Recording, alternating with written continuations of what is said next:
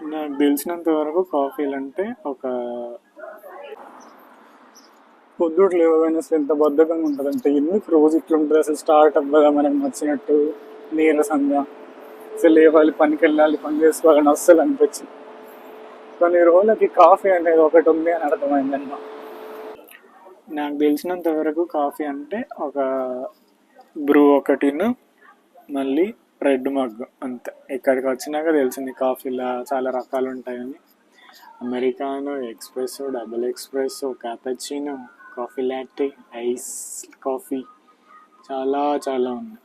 ఇవన్నీ ట్రై చేసినాక ఒకటే ఒక కాఫీ నాకు బాగా నచ్చింది. అది ఒక్కసారి రోజు స్టార్టింగ్లో తాగినాం అనుకో రోజంతా మంచి ఎనర్జెటిక్గా ఉంటుంది అన్నమాట. ఎక్స్ప్రెస్ అలా తాగుతూ తాగుతూ ఏమైందంటే ఒకటి కాస్త రోజుకు రెండు అయినాయి. అందుకోసమని కాఫీని కూడా తగ్గించుకుంటూ వచ్చింది. కాకపోతే అవసరాన్ని బట్టి మనం తాగొచ్చు అనమాట. నీకు రోజంతా మంచి ఎనర్జెటిక్గా ఉంటుంది, బాగుంటుంది. సో చెప్పొచ్చేది ఏంటి అంటే రోజు మొత్తం నువ్వు యాక్టివ్గా ఉండాలంటే లేచినాక కొంచెం ఒళ్ళు బద్ధకం అని అనుకోకుండా ఫ్రెష్ అయ్యి ఒక కాఫీ, స్ట్రాంగ్ కాఫీ తాగావనుకో నీ రోజంతా హ్యాపీగా వెళ్ళిపోతుంది. మంచి ఎనర్జెటిక్గా ఉంటావు. నువ్వు వర్క్ చేసే దగ్గర కూడా జనాలు అందరూ వీడేంటి నిద్రపోతున్నాడు అనకుండా బాగుంటావు అన్నమాట.